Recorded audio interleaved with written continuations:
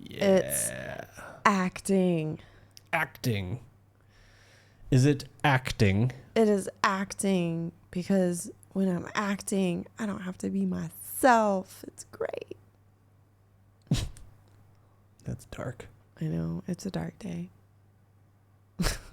Hey, look over there. What? Ah! All right, folks.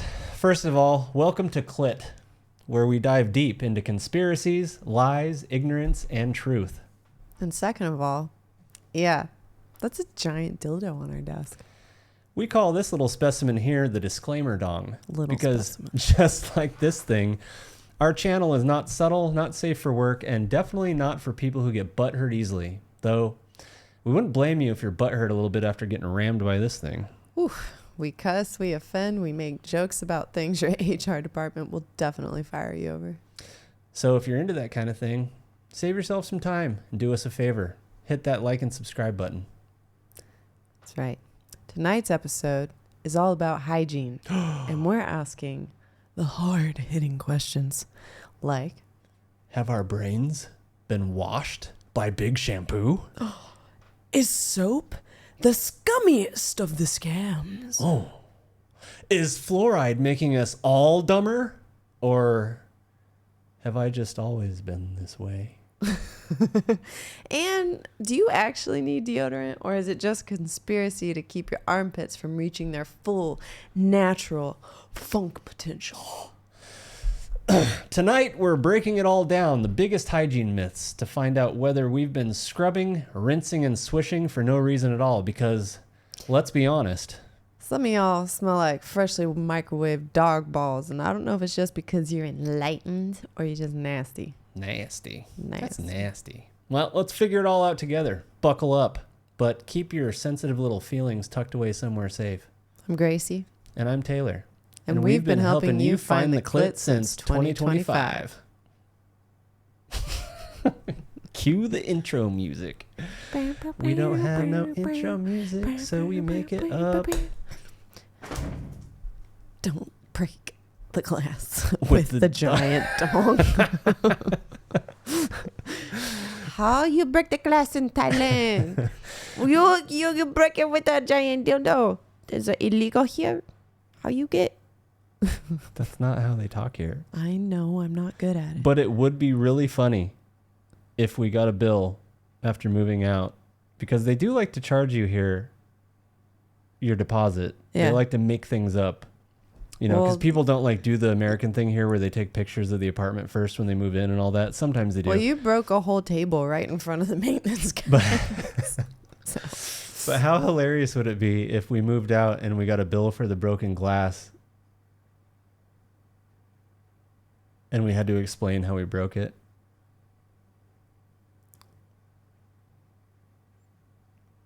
We threw a dildo at it. You did. Excuse me. Here, Excuse me. they're called obscene objects here. Obscene objects. We threw an obscene object at it accidentally on purpose. So this is a new show concept for your eyes and ears. Unfortunately for you, if you're here with us today, for the first time, you must be, because this is the first time we've ever recorded something like this. We did name it C.L.I.T on purpose because we thought it was Because fuck you, that's why. hilarious. Because we think it's hilarious. Sorry. But for realsy real, the concept of the show is to expose one of my hot buttons in life. Gracie will corroborate. A hot button. Gracie will corroborate this fact. I this will factoid. corroborate this fact that he has a hot button about things that people just assume are true, and they are maybe not true. They didn't even do the research. They just assume it's true. And he's like, what the fuck? Why didn't you even like do some research so you could find out if it was true? And they're like, but it's always been this way. And Taylor's like, but you should do some fucking research. But maybe it's true. I don't fucking care if it's true or not. You need to find out and show me the fucking research. That's kind of how you are.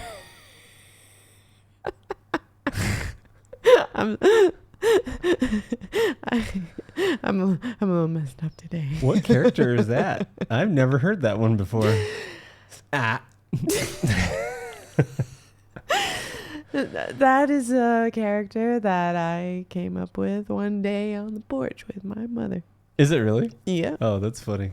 So you have this. So you've had this one tucked away for quite some time, is what you're saying? I got a million of them. Just decided to Right bust off it the out for me tonight. Right off the cuff. All right. I got a million of them.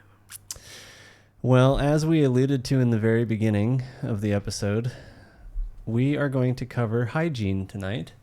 And the reason that we're covering hygiene tonight is because I've had this long-standing thing where I have not shampooed my hair. And he really wants to be proved right about it. I really do. I really do. And thankfully for us tonight, I have, kind of, sort of, actually, mostly. So we're going to go through 5 different hygiene conspiracies, myths, assumptions, things that people just assume about hygiene that maybe they learned from their parents or they heard on TikTok or maybe tickety-tack, tickety-tock, schmickety-schmack. or wherever the hell people Schmickety-schmack. get these things. Hold on to your tinfoil hats because we're about to roll them up into little balls and throw them at you. Yeah, that's kind of the idea. Why is a cunt on my screen? Clout obsessed, unhinged, narcissistic trash. Cunt. Oh, that's another idea for a It's show. an idea. Well, We're very we were original around thinking about when you were thinking about abandoning. You were thinking about abandoning the clip for the cunt.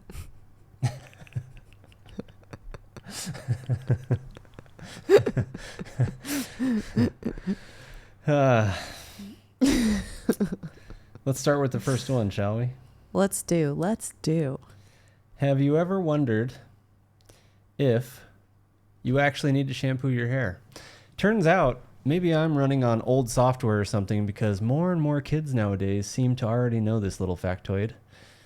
But I figured it out years ago, kind of my own free will. You're way ahead of the game. Way ahead of the Your game. intuition is strong. So spot on. It's so strong. But I'm not kidding here. I haven't washed my hair really, like 5 years? I haven't washed my hair since I've been with you.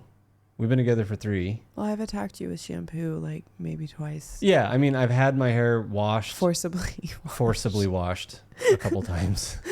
My scalp is so itchy. I'm dying. Yeah. And then I just pounced on you in the shower. Like, you're like, no, I'm melting. That only happens. That literally only happens when I change extreme climates. Yeah. When I change to an extreme climate, my skin gets all wacky. Wacky doodle. So, all them follicles on your noodle get a little wacky doodle when you change climates. Huh? oh my God. Okay, we are recording this at midnight and we have neighbors. So can you keep your loud characters in your pocket for tonight? I am not that loud. There's just a microphone in my face and you have headphones in your ears. I'm pretty sure you're pretty loud. No, I'm not. All right. I think you're. Well, I think you have a hearing problem. See if we get a phone call in the morning from the juristic person. Okay. So the myth is that many of you believe that you must shampoo and condition regularly to have clean, healthy hair, and skipping these will leave your hair dirty and unhealthy. Make you look like a dirty hippie. And that is a myth. False. It is false. I have done some research, and you'll just have to trust me. But I have. That's going to be one of the fun parts of this show, is that you just have to go on trust. No, we will link the research links that we have for this various stuff in the show notes or whatever. But Show notes. But read that if you want to. But yeah, the reality is that shampooing is absolutely not necessary, and neither is conditioning. As a matter of fact, it kind of works against you. You haven't been doing it as much either. I have not. And how have you felt? You know what? My hair feels pretty good. It still looks like shit, but it has a long way to go for recovery purposes because I fucked it up for several years. But so I haven't washed my hair since we came to Thailand, except one time I did wash my hair. I'm not entirely sure. Oh, I know why. I put some oil or something, like coconut oil in my hair, because I was like, maybe my poor little ends could use some coconut oil. So I gave them a drink of the coconut oil, and we had somewhere to be that I think you forgot about. You're like, we gotta be in 15 minutes. And I was like, fuck. And so I had to wash my hair with shampoo, and it was the worst feeling ever. And my hair felt like shit for like 3 days after. And finally, now my hair's back to normal, and I love it. And fuck shampoo. It is kind of a scam. And at the risk of sounding super hippy dippy, or like crunchy, it really is a fucking scam, and it makes sense because like it's a huge industry. So it's a huge industry. There's been all these lies perpetrated by old advertising that sits with our parents and then gets passed on to us because who the fuck fact checked anything back then? They smoked in the doctor's office. Oh yeah. Right. So, this old advertising, and plus they had less restrictions on like false claims and advertising things that aren't true and things like that. We have problems with that today, and we have lots of restrictions on that stuff in most countries, right? But so these lies get told by corporations and companies to sell more product, and then they become part of like the cultural zeitgeist, and all of a sudden a celebrity gets on the screen and says, you have to wash with this amazing shampoo and it has so many vitamins and minerals in it, and if you don't, your hair is not going to be as healthy, and it's not going to have the sheen, and you're going to be a filthy, dirty rat bastard if you don't wash with L'Oreal Obscenity. Whatever the fuck it's called. When's the last time? Last time you saw a shampoo commercial? Yeah, I haven't in a long time. But just guessing here. Well, no, it's implied. Like, especially the Pantene commercials were one of the worst. Because Pantene ProView was one of the worst shampoos that you could put on your hair. And everybody knows that. Yeah. So for them to have commercials where there's this like silky, lustrous hair, it's like, what the... Yeah. But I don't know.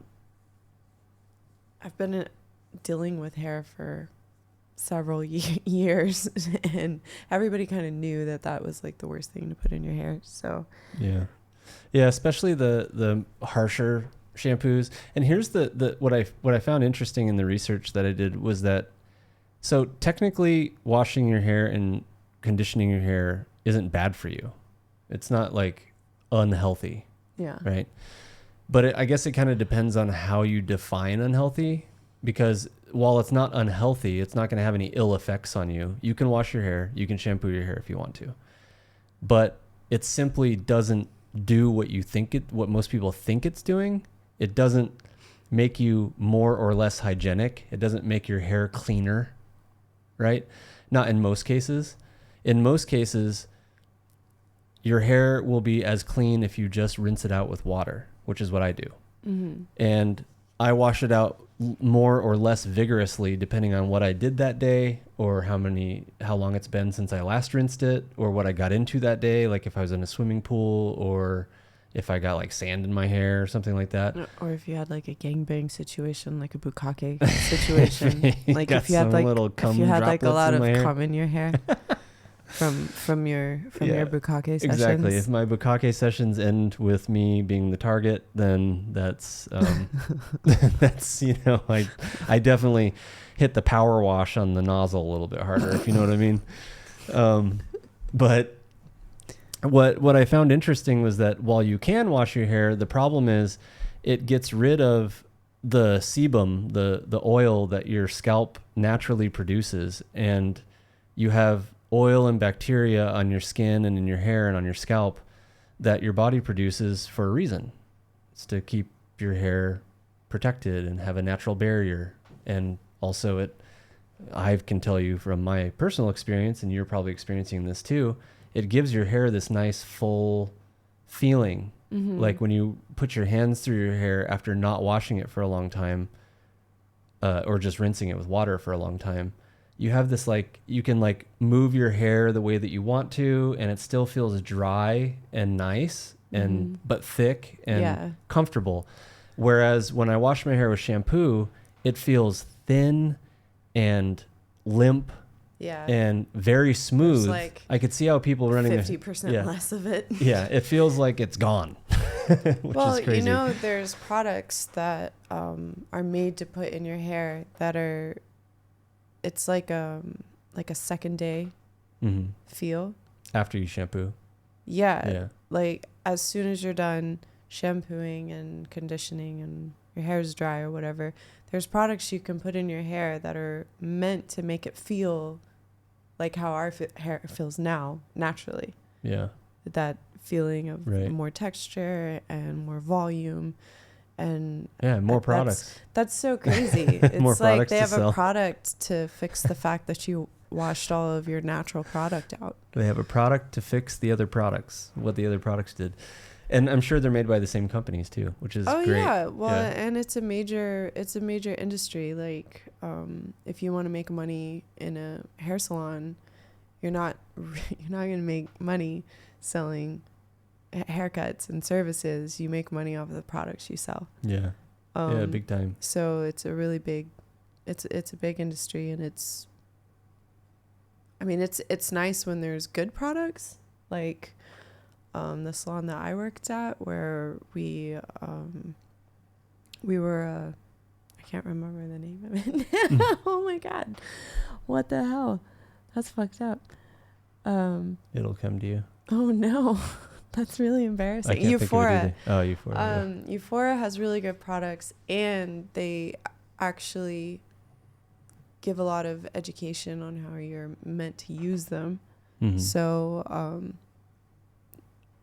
like, they will teach you not to use shampoo, like not to wash your hair every day, and how to shampoo properly, so you can actually get the benefit from it. And I suppose it depends on what shampoo you use, but I suppose that there's a regimen that you could probably subscribe to where you don't shampoo all the time, but you just shampoo sometimes. But I got to tell you, even that one time that you attacked me with shampoo, I hadn't shampooed in years. Mm-hmm. And I felt awful after you shampooed me. And that's that's one time after years. And I was like, fuck that. I don't ever want that again. But I think my natural oils came back a lot faster after that. Like the nice thing is, if I wanted to wash my hair, I could. Yeah. And I would probably get back to where I am now quickly. You know, I experienced that too, because the first time I experimented with not washing my hair was last year in Portugal. Mm-hmm. And it felt like it took a week or two to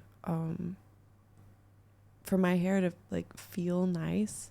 No, it was more than a week or two. It felt like it took like a month or so to get my hair feeling good again.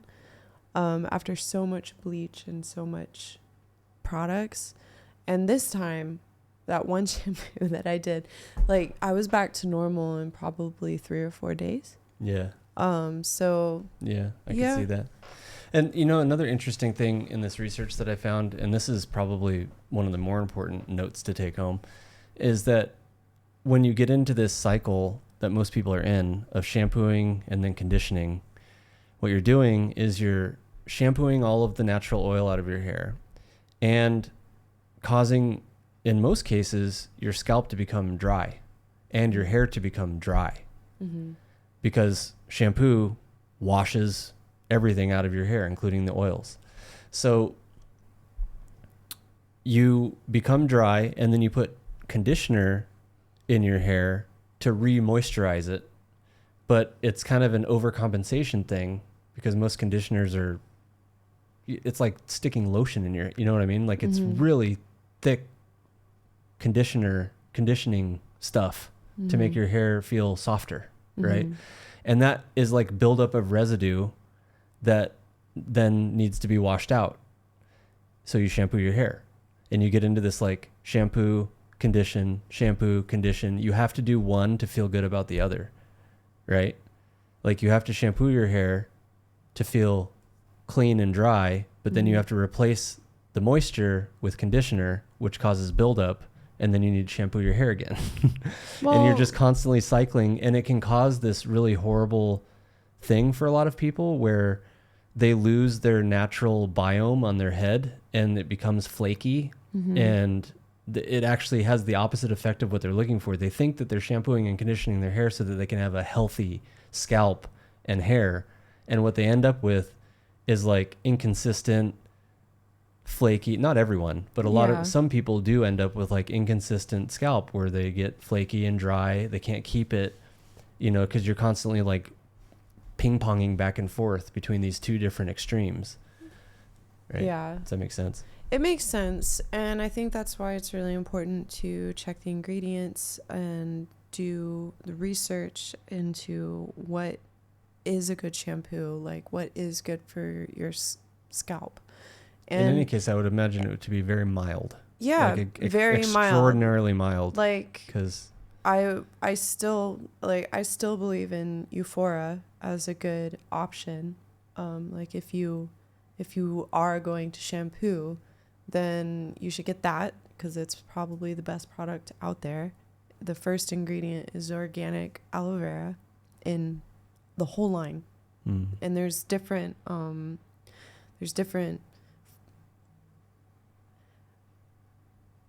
lines. I like the whole company, the first ingredient for their things is organic aloe vera, but with the different lines like the curly line or the clarifying shampoo or the smooth or, you know, whatever. All of it is, I lost track of what I was saying. Isn't Euphoria an MLM? I don't know.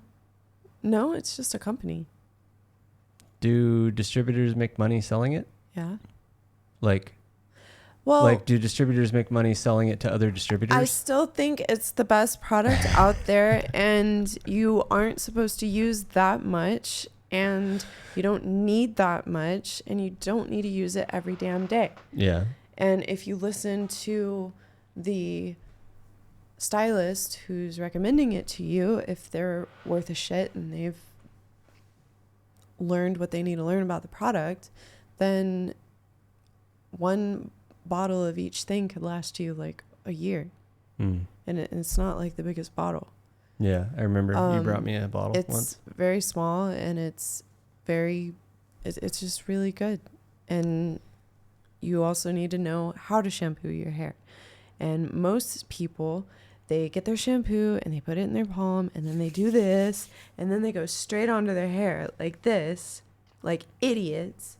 And that's not how you do it. You're supposed to get the shampoo on your scalp, like you're cleaning your scalp. You don't need to scrub your hair. Your hair doesn't need that. Your scalp needs it, especially if you have some kind of condition with your scalp. So you massage your scalp with your little fingers, and then you let the water rinse it off. And then when you're done with that, you have to squeeze the water out of your hair, because when your hair gets wet, it opens the cuticle, or no, yeah, something like that. Your hair gets saturated with the water, right? The shampoo opens the cuticle, the water saturates it, and then you have to squeeze it out gently and till your hair is like not super soaked, and then you go in with the conditioner on the ends of your hair. You don't put the conditioner all up on your scalp where you have to wash it off again. Like, most people are just doing it wrong. Or just But use I do water, agree 'cause you'll be that just as you clean. Yeah, I agree that you can, and you even said in the research, like, you can do it. It doesn't hurt your hair to shampoo and condition. But most people are doing it wrong. And, you know, just be more mindful about how you do it, and then you won't have these issues. Have you heard of this No-Poo movement? No-Poo. I guess I've heard of your No-Poo movement. I guess I'm That's why I have technically. to feed you fiber. I guess I'm one of these. I'm a No-Poo person. Yeah, I know. Because it just like it seems like it is it's the label for people that don't shampoo at all. But the difference is a lot of these No-Poo people that are part of this No-Poo movement seem to have alternative methods. They have alternative poos. They have like alternative methods of trying to wash their hair without shampoo. Do they use yak milk? They're using like baking soda scrubs and vinegar vinegar rinses and stuff like that, and it's like screwing up the pH of their hair, and it looks like it's usually more harm than good. I can vouch. Just use fucking water, guys. Listen. I can vouch Don't for buy the vinegar. shampoo. Use some water. Okay? I can vouch for the vinegar, though. Water. Vinegar? Yeah. Yeah, like apple cider vinegar. Apple cider vinegar. Yeah. Like, I don't know what the hell is about this baking soda business. Like, that doesn't seem nice or good for your hair. But they may disrupt scalp pH or cause irritation. That's what it says. And there's no rigorous scientific studies that prove that they're superior to anything else. Well, when I had dreads and my scalp would get really itchy, an apple cider vinegar rinse was one of the best ways to get some relief. I see. And it didn't cause over drying or anything like. Oh, very important. What? If you stop washing your hair with shampoo and conditioner, you should give it some time, because initially you're probably going to hate it, because what happens is your body is going to overcompensate and it's going to produce tons of oil, most likely. So you're going to have like super greasy, oily hair for a while. And I'm sure everybody's different in how long that takes to go away. But when it does go away and you rinse your hair out with water consistently, your hair will start to return to like whatever your natural oil state is on your head. Like mine is great. I like mine where it's at. It drives me insane if it's less or more. It's like just right. The same thing happens on your face when you destroy your moisture barrier. That's a good segue into the next segment. Yeah. So You'll the have next some issues while your skin rebalances. Yeah. Just, if you've done that, if you've fucked up and made yourself into just a soap dependent mess, whore bag, just put a bag over your head for the next 2 months and wait it out. Just muscle through it, because it's better this way.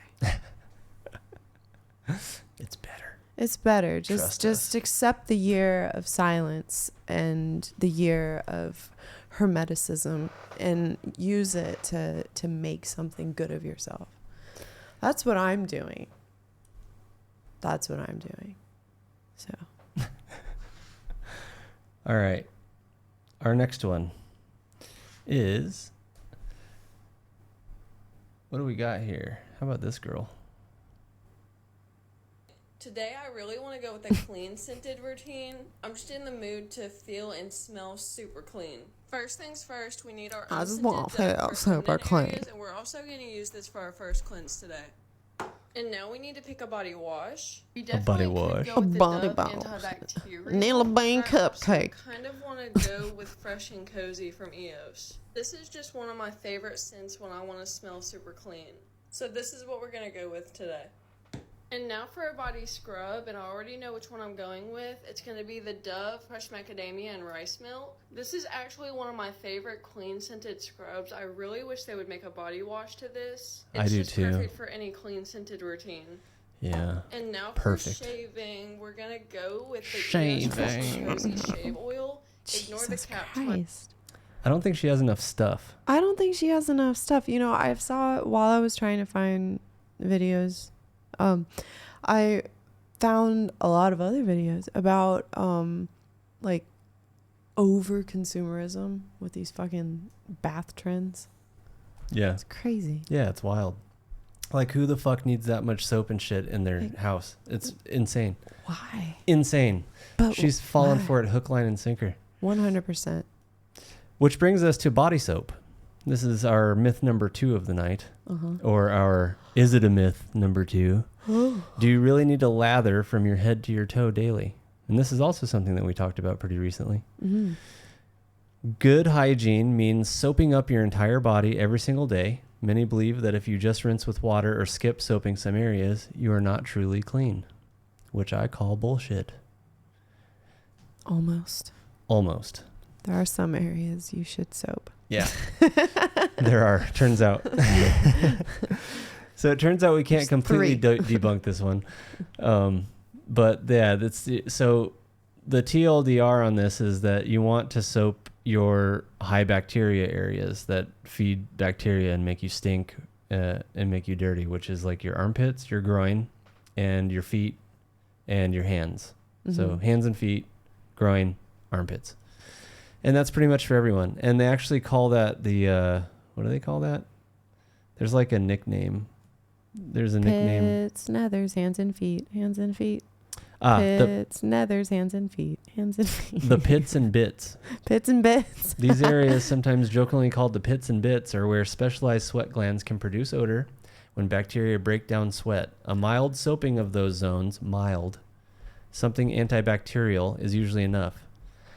All you absolutely need, bare bones, to stay clean is water. Just water. Just water. For most all of your body. Well, that may be true, Not only is it true, but But in good this luck case- getting your cock sucked when your balls smell like dirty cheese. well, that's your groin. In- That's your bits and mitts and in a shits. compost That's pile. your butts and fucks and bits and shits that you have to clean with the stuff, Okay, with the shit, not just water. not just water. Okay. But the rest of your body, all you need is water. And if there's no bacteria in those zones for whatever reason, then you probably don't need soap there that day or that time. But I think it he's trying depends. to get out of using it. No, I like to use it on my nuts and my pits. I forget my pits sometimes, but Oh yeah, you do. shut up. Trying to make sure them pheromones getting wafted all over the city. Now Like, get- here, ladies.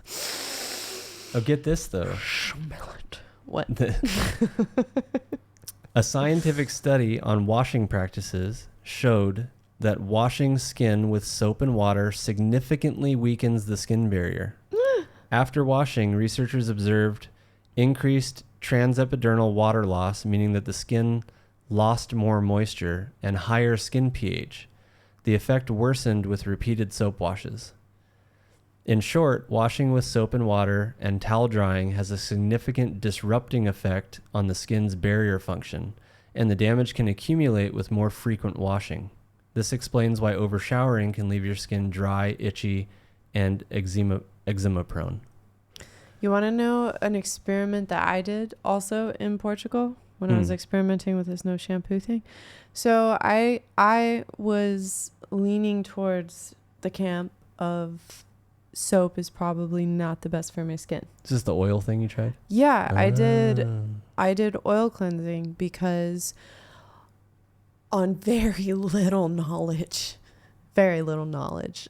I just knew that back in the day, people used to like use olive oil to get clean, and olive oil has antibacterial properties. And I really truly only know this because of King David, the Richard Gere movie with him and Alice Creek, and you know. Yeah. and anyway, Bathsheba, she up on the roof and she's like getting this olive oil poured all over her, and they'd get a little spatula just scraping off all the dirt and shit. And then I remember asking my dad, and I was like, what's happening here? And he was like, oh yeah, they used to do that because olive oil and blah, blah, blah, blah, blah, blah, and they didn't have water, you know, they're in the desert. And I'm like, okay. And then he's like, yeah, and then they would like pour the olive oil in the sheep's ears to get the fleas out. And I was like, wow, olive oil, that's really cool. And then in Portugal, I was like, hey, I've got some coconut oil. I could maybe do the same thing with the coconut oil that the Jews did with the olive oil way back in the day. And my skin liked it. And that's why Gracie smelled like coconuts in Portugal. You could smell her from a mile away. Yeah, coconut oil kind of smells like popcorn. I kind of smelled like popcorn. Did I smell like popcorn? You smelled like coconuts. Oh, I smelled like coconuts? Oh, that's good. That's It was okay. great. Good. I liked it. Oh, all right. Well, I'm going to go back to my coconut oil thing. Maybe I'll try olive oil. See what you think of that. Skin is self-protecting. Is it? Yes. It has a natural moisture barrier, a mix of oils, proteins, and friendly bacteria that keeps it supple and defends against pathogens. Conventional soap, especially harsh bar soaps, are alkaline and can wreck skin by changing its pH, obliterating healthy bacteria and stripping away vital oils. Do you think Buffalo Bill knew that? I think he might have been an expert in that. Skin's ideal pH is around 5.5, which is slightly acidic, but many soaps have a pH of 9 to 10 plus, and this mismatch can lead to dryness, irritation, and even encourage excess oil production as the body tries to rebalance. I knew that. So, Loosely. target the stinky areas. Your microbiome matters. You won't usually stink, but when you do, wash your pits and bits with some antibacterial soap and wash the rest of you with some fucking water, man. Rinse your hair out with water. Or some coconut oil. Or olive oil. Yeah, you know. I'm going to try the olive oil.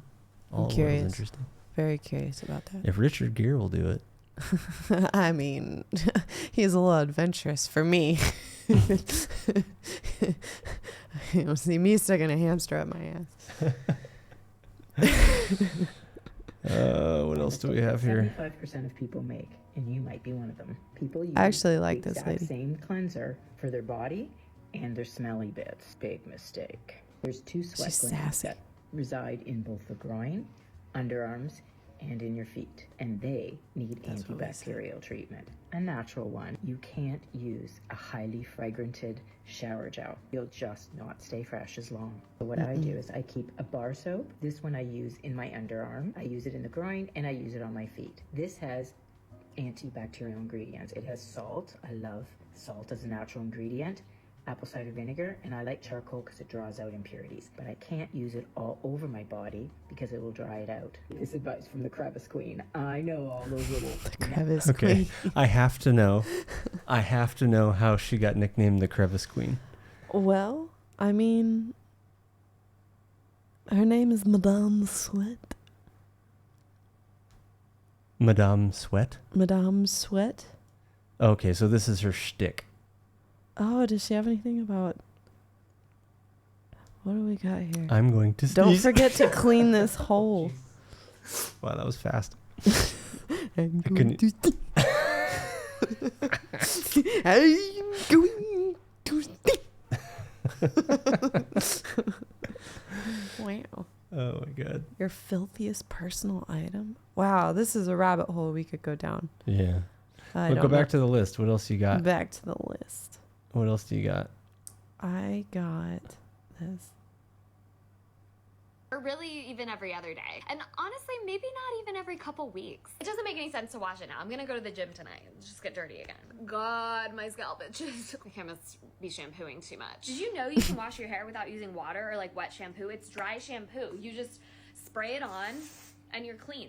Like, you don't even have to wash. I've been using it just this for a year. Well, I guess I shouldn't really wash it after the gym either because I don't have any in-person meetings tomorrow, and like, you can't tell over Zoom how it looks. It looks fine on camera. I just use dry shampoo. It's totally fine. Yeah, it looks great. If I wash it now, I have to like get in the shower, get it wet, shampoo, get in conditioner, get out of the shower, blow dry it, and I just don't have time for all that. It's good like this. My showers are down to like 7 minutes when I don't So wait, wash my hair. It's really just better. She's making fun of people who don't wash their hair. Yeah. She's being sarcastic. Yeah. Okay. I thought that was pretty funny. Yeah. Okay, love this it. one I thought was ridiculous. Shampoo to clear your fungal acne without fucking up your face, okay? Number one, I need all of you right now That's to like make a promise to me. You are not going to dandruff apply this shampoo on your face without doing a patch to put on your test. And you face. might be like, how do I patch test? Very easy. Take a small amount of this product. You're going to first test it I on don't your think wrist a for 1 day, see if dermatologist you have would any agree with her. reaction. If you don't have a reaction there, then test it on like your cheek, this area. If you don't have a reaction then test a larger part of your face. I Until you hate think your face poofy can tolerate headbands. this. I get so many comments They're being so like, this burnt stupid. my face. Yeah, it can't. That's why we have to patch test. The next thing you're going to do is apply this in a very thin layer all over the affected area and let it sit for 5 to 15 minutes. I would not start at 15 minutes. I would work your way up to that. Why are we The second doing thing this? we're going to do is invest in a good, lightweight, oil-free moisturizer. Why This is she one from why is she Rice putting Water Head and Bright, Shoulders on her Face fucking Shop, forehead? really To great. clear It's a up gel fungal moisturizer. acne. You're just going to want to avoid anything really thick and heavy and oily. Oh, we should have while done you some have acne fungal myths. Last but not least, you need a mineral sunscreen. I think mineral sunscreens are best. Yeah. Anyway. I wonder if all the washing and shit that people do with soaps is what causes a lot of the acne. Because it fucks up their natural shit, right? So, like, some acne probably is caused by people screwing up their fucking skin biome, their natural barrier. Yeah. I mean, I know it's like clogged pores, right? You get oil and junk in your clogged pores Mm-hmm. that you don't want in there, and it causes pimples. But I wonder if there's anything. I wonder if any of it. I don't know. I have to talk to our dermatologist friends Yeah. in Austin, Texas. I'll We'll have to figure send them that this out. video and see what they think about it. All right, let's move on to number 3, shall we? Number 3 for the night. The number 3 clit for tonight is fluoride in toothpaste and water. Panacea or problem? What's a panacea? I don't know. That's probably the dumbest thing I ever heard. Listen, you fuckers, you screwheads. That's the dumbest thing I ever heard. That might be the dumbest thing I ever heard. One of the majors, Procter & Gamble, came out with a product called Crest Sparkle. It was fluorescent blue, I remember. had sparkles of bubblegum You flavor, remember. fluoride Oh my fatalities God, I remember in that. children. It was something like 280%. That is why now there's an FDA mandated poison warning on every tube of toothpaste that contains fluoride. A moment for that. Yes. Everyone should hear that. Yes, everyone should hear that. That is like, you can't, no one can say that that's not science because No, literally the because FDA if you is gave saying me a tube right now, I would read I know what it says. It says, warning, keep out of reach of children. People don't know this, but in 1988, one of the main... Yeah. Interesting. And then we've got this. Stopped using fluoride. Why, you ask? Well, I do remember a follower DMing me and telling us that the government was mass medicating Americans and it was ruining our brain development. But mostly it's just because the grocery stores I shopped at were health focused, and the same aisle that I was buying my face wash and my body lotion in was the fluoride free toothpaste. 7, 8 years go by, no issues. Dentist cleanings every year, they say great. I went in to the dentist a couple months ago and I had 6 cavities. My dentist goes, what toothpaste are you using? I said, I'm using. He said, please use fluoride. And I was like, don't we get enough fluoride from our water? And he was like, he basically said that the reason I had cavities was because I was using fluoride-free toothpaste. And if I'd been using fluoride, then I might have had less cavities or they would be less developed. I just felt like I needed to share this. I talked more about it in my Substack today. But like, do your research, talk to your dentist. Yeah, I just wish I knew that. My dentist was like, I'm almost 100% sure it's because I wasn't using fluoride. So, yeah. All right. Oh man, that's sad, and that's a direct result of this shit, and why it's a hot button for me is like people follow this fucking advice that they get on the internet, and they do these things. Mm-hmm. And they don't do their own fucking research, or when they do their research, they only try and find a justification for what they already believe, Mm-hmm. or what they want to believe, right? And instead of like weighing the evidence that's out there based on maybe, I don't know, how fucking reliable the person is that's saying it, Mm-hmm. or the study is that's saying it, or the group of people that's saying it, And I know that it's hard. I know that sometimes, things are funded by folks that want to make a profit. And so you're not, it's like we talked about earlier with the advertising stuff. Yeah. You never know where certain studies are coming from. So it is more difficult today than ever before. Or maybe it's, I don't know. I think it's easier today. It is ever easier before because of get access to down information. to but the truth. Because now with the AI research models, it's so much easier. it can at least point you in the right direction. Yeah. Of like trying to figure out, usually finding the truth or some gray that's close to the truth it requires you to view a lot of different viewpoints and try and sum them up and understand what the average of all of them are, because sometimes there is no like black and white truth. And this is a really good example of that. So fluoride actually is a problem in large quantities and high doses. It is absolutely a problem. Neurotoxin. Yeah, it's a problem. And that's why they have to put that warning on the toothpaste, because you shouldn't let your kids eat the fucking toothpaste. Yeah. Well, and it's sweet, and kids are stupid. So Yeah. They would. You teach them not to eat the fucking toothpaste, okay? That's very simple. Hey kids, don't eat this. It's really bad for you. Spit it out of your mouth. You'll fucking die, okay? Or, tell them, they probably won't die, but like tell them they will. Yeah. Right? So what I found out about this is that toothpaste is around 1,000 to 1,500 ppm, and tap water in the United States, at least, is fluoridated to 0.7 ppm, 0.7 ppm. So toothpaste is highly, highly effective. Fluoridated toothpaste is highly, highly effective and more concentrated, and thus, and I guess I should start with this. Fluoride fucking works. Okay? First of all, it fucking works. Ask your dentist. It binds with your teeth, with your enamel, and it makes your enamel stronger and less sensitive to cavities. So you will have, generally speaking, less cavities throughout your lifetime. Most people on average will have less cavities throughout their lifetime if they have a good, reliable source of fluoride that goes on their teeth. Okay? Now, drinking water was at such a low concentration to be safe to drink because you ingest it. And there's been no studies that have been found that level, the 0.7 ppm, is hazardous.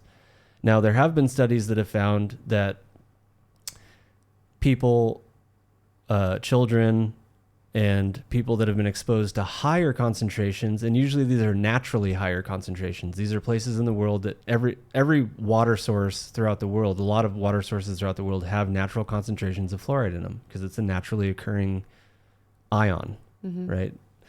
So places that have an extremely high concentration of fluoride, there have been studies that have shown that people have lower IQs and there can be toxicity in those areas. But we're talking about areas that are way, way beyond, like 3-4 times beyond what the US does to their water, right? But perhaps more importantly on this issue, what I found was that we probably don't need to be fluoridating the water anymore because of the toothpaste. Yeah. So when they first started fluoridating the water, it had a drastic impact on cavities in the areas that they did it. The cavities were lessened by a substantial amount in the areas where they fluoridated the water. This was back in the, 70s or something. I think in 1975 or 80 or something like that.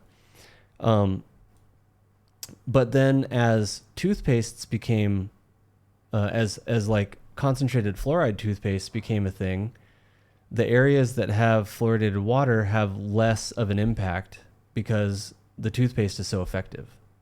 So the water doesn't matter as much, right? So as long as you're using a fluoride toothpaste a majority of the time to strengthen your teeth, and you're spitting it out and not eating it like a dummy, then you probably don't need to have your water fluoridated. And it's probably safer. And it's probably safer to have the fluoride removed from the water in places that just have access to fluoride toothpaste. There's no reason to have this thing added, you know. So I agree with that personally, because I believe in the simplest, you know, the simplest solution to the problem, right? Let people choose. The problem with having fluoridated drinking water, even though it lowers cavities, is that people don't have a choice now. So they would have to choose not to drink their tap water.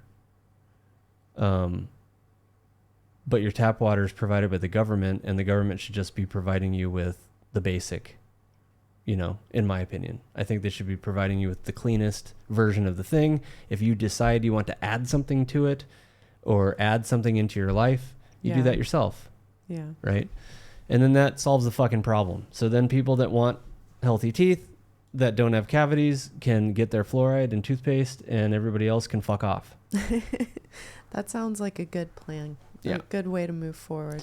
I think so too. So that's the lowdown on fluoride. Don't believe everything you're fucking told. There's a lot of information about this. Wild theories about fluoride with like government mind control and that like fluoride is industrial waste being dumped into the water. Oh my God. None of this shit's supported by any credible evidence. There's a lot of like conspiracies running around.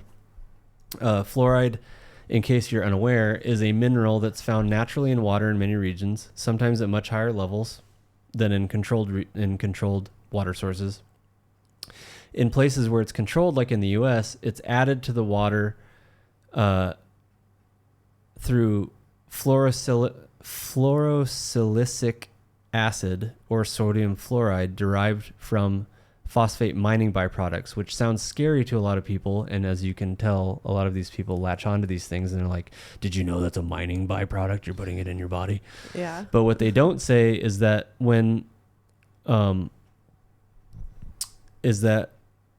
chemically, that product dissociates into the same fluoride ion that calcium fluoride or other natural fluoride sources provide. So when it gets put into the water, it's the same form that it is that when it occurs naturally. So it's not, you know, it's not this like fucking government control, like mind control thing. Anyways.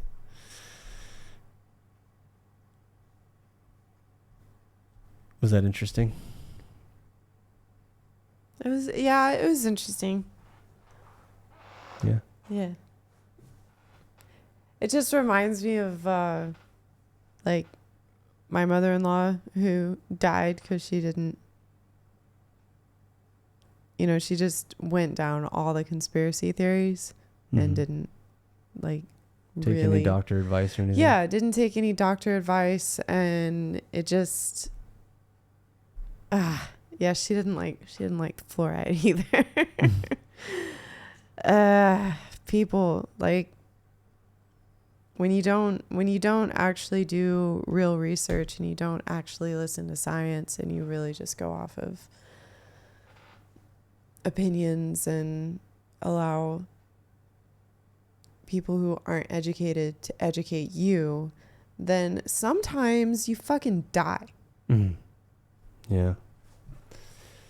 Yeah, that's shit. That's not fun. I hate that story, but it's it's a common one though. Yeah. It's a common one. There's plenty of people that. It is difficult sometimes though, like especially nowadays with all the not only all the misinformation going around from seemingly more and more credible sources, or of course sources that are made to look more credible, but also the fact that we just don't know what we don't know. Yeah. And time is the ultimate game leveler. You know, it's like the ultimate it evens everything out over time. Like some of these things, you are right to be curious about things like this and to want to do research about fluoride, for instance, because if you hear bad things about it, you want to know why why does that exist? And what will we learn 3 years from now that we didn't know today? Yeah. Right? About maybe fluoride. And we could be looking back on this video going, okay, well, fuck, I take it back. Yeah. But until then, you kind of just have to go with what we know and what we understand to be right, and, be cautious. And Well, that's also kind of the problem, is just going with what you know. And I think that's part of why, like, your hot button item, when you just go with what you know without, like, just what you know, right? And maybe you're curious about it, but you just accept that the way you've always done things is the only way.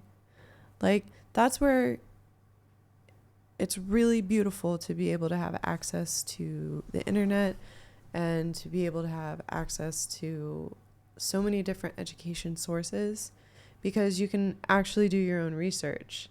And I think that's something that not a lot of people are taught to do, like, especially in American schools. You're just taught to obey, like, do what you're told, obey. But if you're a really questioning person, you either barely make it through school, or you get sent to some other school because they can't handle your questions. But that's what science is. You have to ask questions. You have to try things and test things. Like, I think that's why what Brian Johnson is doing is so incredibly important, and not just for what it means for anti-aging, but what it means for just asking questions. Like, what an audacious thing to think that you could prevent yourself from dying, or really truly halt or reverse aging. Like, that's fucking audacious, the audacity. But by having the audacity to ask this ridiculous fucking question, he's going to find out more about anti-aging than anybody has in the past who knows how many years, and he's going to be a pioneer in the space. And any other person who's interested in anti-aging is probably going to piggyback off of a lot of his work and research. Yeah. So yeah, his stuff on longevity is really interesting. Not just to longevity, that applies to everything. If there's something that you have a question about, then be a scientist, figure it out, give us new information. Fortunately, actually, in America, I know that you grew up in a very different schooling situation because of the Christian faith and the shit that you had to go through. So it was probably, your truth is that's not taught in schools. But luckily, America has one of the better school systems in terms of, like, teaching people to think critically and ask questions. We have a lot of engineers and scientists that come out of the States, probably one of the highest educated nations in the world when it comes to that. Of course, it's not everywhere. I mean, we're also one of the biggest Christian nations in the world, and we have lots of private Christian schools and shit that teaches people how not to think and how to just, like you said, obey and stuff like that. But we are still a lot better off there than, like, children anyways, if you're talking about pure critical thinking skills. Like, even here in Thailand, it's a joke, right? Like, you are taught, like, the national, from my understanding, from having been here for as long as I have, is that the way that school works here is that you do not question things. Like, questions are kind of frowned upon, and you have this like elder, respect thing going on, where the teacher is the elder in the room. They are to be the most respected person in the room, and it's not about that in my Thai lesson today. Yeah, and it's not that you can't ask questions, it's that people feel embarrassed. Like, saving face is a real thing in this country, and if you raise your hand to ask a question or you speak out, Well, the teacher might not know in a lot of cases, actually. That's certainly the case That in would like be English and embarrassing. stuff like that. You should see some of the English. Oh my God. Some of the English teachers in this country are hilarious. Like, Oh. yeah, it's really funny. I have So some it would stories. be I'll have to easy for me to be an English teacher to little kids. Oh, you could teach, dude. No, like there's English being taught in Thailand by Thai people who don't know English. Like they get paid to teach English to other Thai kids, and they can't string a grammatically correct sentence together of any kind in English. Okay. Yeah. So, like, anyways, that's kind of a tangent, but yeah, so inevitably what you end up with in Thailand, and one of the reasons that it's hard to hire here as an entrepreneur, which I experienced my first 5 years living here, is that the cultural differences are so intense. Like in America, as an entrepreneur, if you're starting like a tech startup or something like that, you want to hire people who have a lot of autonomy and can make decisions on their own when they run into trouble, when they run into problems, right? So you want people that actively think on their feet and can problem solve and come together as a team to solve a problem without necessarily getting the boss involved. And you need lots of that, right? But here in Thailand, that doesn't work. That falls apart immediately. Like if there's a problem that arises and it hasn't been specced out, you know, like if it's like something that's kind of outside the realm of expectations, then it's a roadblock. Everything stops. And there has to be an answer from the top, because nobody will do anything or come up with any solutions to any problems whatsoever until they get permission from the top, from whoever's running the ship, and specific instructions on how to solve it. I understand that mindset So, very like, intimately. Yeah. That's how I was raised too. It's infuriating. It's infuriating. It's infuriating. It's like, okay, so like this is why it's infuriating. You might hire like an executive assistant, right? And the executive assistant goes to the store for you to pick up sticky notes, right? You say, hey, go to the store and get me some yellow sticky notes. Here's 100 baht, right? They go to the store to get you yellow sticky notes with your 100 baht, and they call you and they say, boss, I can't get you yellow sticky notes. I'm really sorry. And I'm like, why? Well, all they have is orange sticky notes, and they're not 100 baht. They're 110 baht. And I'm like, do you have 10 baht on you? And they'll be like, yeah, I have 10 baht on me. And I'm like, so buy the fucking sticky notes. Do you think I care about 3 cents or 30 cents or whatever? Yeah. And they're like, well, but they're orange. But they're Like, orange. You know what I mean? Like, That's something that I would do. My fucking OCD parents, like, if I had to have the notes. correct, like, it had to be the correct brand, had to be the correct size. There was no in between. Like, you got what was asked for, and if they didn't have what was asked for, then you didn't get it. Like that. Jesus. I think I'm gonna do well in this country. oh my God. Oh, that's, well, Yeah. I can sympathize. I can empathize with that situation. That's a very anxiety-ridden situation. I wouldn't want to get your damn sticky notes either.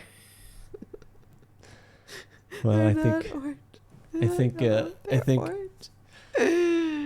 think it's we're going on an hour here, and it's getting kind of late, so I think we should maybe wrap up and skip the last two. What do you think? Oh, we only got through 2? No, we got through 3. We were going to do 5 though. Oh. Yeah. I think we'll do the other 2 on another episode, and we'll actually publish this one, because why not? It was a fun test. This was kind of a test episode. We've never done this before, and we weren't sure if we were going to put it out, but fuck it.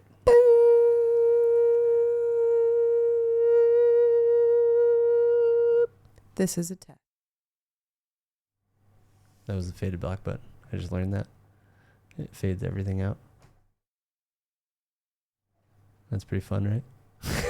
It's fun if you're mid-conversation or mid-bit, which I'm totally going to do to you when you get on a roll. See how you like it. Bitch. Was that fun? Yeah. Did you like it? Yeah. We just thought of the show idea today, so I'm pretty happy about it. You thought of it. Well.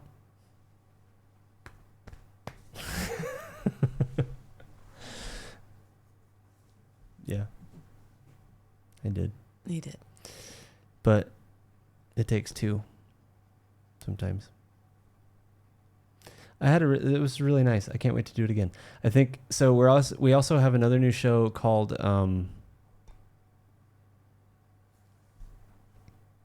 Fuck. It's called Fuck. No, it's not called Fuck. What did we call it? Oh my God. We have another new show coming up. What did we call the new show? It's really late. I'm really tired. We're not used to going to bed this late. We usually go to bed at like 9. It's fucking 1 a.m. Oh, the algo. Oh, yeah. We have the algo, which we haven't totally figured out yet. And then we have a brand new show that we have more figured out, but we don't have a name for it yet. And that one, at the moment, we've got dildo, we've got cunt, we've got vein. Spelled wrong because no, this is the right. proper. This is the proper one. Yeah. Maybe if you are unfortunate enough to have watched this entire thing and are listening to us at this hour and 6 minutes in, maybe you can help us with a name for this one. So the show idea is that we really, really want to bring more attention to these vapid fucking idiots proliferating our planet. These social media whores and fucking Insta hoes and Insta bros and these people that when you go to the beach and there's a beautiful sunset, all they can do is take selfie after selfie after selfie after fucking selfie. Or when you're having a nice dinner and there's a couple next to you, you have your Insta boyfriend who she hands the camera to, and for half of the fucking dinner, the Insta boyfriend is taking shots of her with her food and with the sunset and with her beanbag chair. And she's just and with living her fucking best life, and he looks like he wants to shoot himself in the face. It's the fucking vanity virus. It's this vain, horrible, fucking ego-driven, me, look at me, all of you fucking cunts look at me bullshit that is just infecting this planet right now. And it's everywhere. And it's so obvious, especially here in Phuket, when you go down to these places that are so photogenic. Like every night we go for a nice walk on the beach during sunset. And yeah, we take a picture of the sunset and we take a picture of us against the sunset. And then we put our fucking phone away and we walk and we hold hands and we talk about things and we talk about show ideas and we look at all of these dipshits all around us doing this shit with their tripods and like, and you know, I want to give some of them like the benefit of the doubt. I'm certain that in some occasions we've seen people down there with a tripod and a phone taking photos of themselves, and it's like their one day to do their photo shoot at the beach because they're making content for like a channel that's probably pretty great. But that's probably, if I had to guess, like 1 out of 100 is like that, and the rest are down there doing this all the fucking time, everywhere they go, every minute of the day, and they probably are taking selfies more than they're eating or sleeping. I'll bet you if you looked at their photo reels, they would have more photos of themselves than all of their loved ones combined. Oh. I'll bet you. Probably. Yeah. So anyways, you know this. They're the one they've spent the most time with. And I'm really tired of these people, but yet I can't get enough of watching this fucking circus show all the time. So we're going to create a show about it. I'm not exactly sure what the format's going to be, but some of the name ideas are vanity, vapid, attention-seeking narcissists, inspiring tragic youth. That's a pretty good one. That's really the problem here too. Really good. Yeah, that is the problem. It's really messing with the way kids view It themselves. really is the problem. And the world. Like, I remember getting on a plane with my daughter, who at the time was 14, and I think it was her 13 or 14. It was her first trip to Thailand. And we were getting on the plane, and I hadn't seen her in a while because COVID had just happened, and I was away, and I hadn't seen her in like, shit, it must have been almost 2 years. And so I'm sitting here with this teenager who I haven't physically hung out with in a long time, and we get on the plane, and we take a photo. And then she proceeds to upload that photo to Instagram about her trip that she's about to go on. Mm-hmm. And I shit you not, from the time the airplane door shut to the time that we took off on the runway, probably like 20, 30 minutes, she went into almost a hysterical anxiety attack, refreshing and refreshing and refreshing and refreshing her Instagram to see how quickly and how many people were liking it, who was liking it, like, was this friend liking it? Was this friend liking it? And I was sitting there watching her, and I was going, hey, what the fuck are you doing? And she was like, I'm freaking out, man. Like, I don't do this very often, but I'm like freaking out. And, you know, what are you worried about? Well, is this girl going to see this? Or like, has my mom seen it yet? Or like all these friends and stuff, you know, and luckily my daughter is a badass now, and she's not anything like this really. But that was a moment that scared the fuck out of me. I was like, what is happening right now? And I asked her, I was like, is this normal? And if it is, can we talk? Because this is something that we need to talk about. You know, we need to figure out why this is happening, and we need to put an end to it somehow. Yeah. And we ended up talking a lot about it during that trip. Luckily, we had spent pretty much the entire month together, and it was her first international trip, so it was like very impactful. And I think it ended up being a really good thing that I caught her at that time. And I'm sure that her mom also worked on her on this, you know, and I'm sure, you know, she has a good family all around. So I'm sure that a lot of people were working on her with that and helping her understand kind of what was going on. But I think left to her own devices, and most kids left to their own devices dealing with this shit in their middle schools and high schools nowadays, and with their families who don't know any better also, and their parents are fucking doing it too. Yeah. You know, it's like we are raising this generation of kids who are fucking hopeless when it comes to self-worth, self-identity, understanding where to get your value from, how to derive value, you know, like, it's so sad. Bunch of fucking narcissists everywhere. Okay, soapbox over. Thanks for joining us. Like and subscribe if you're unfortunate enough to have watched this. Love you guys. See you next time. See ya.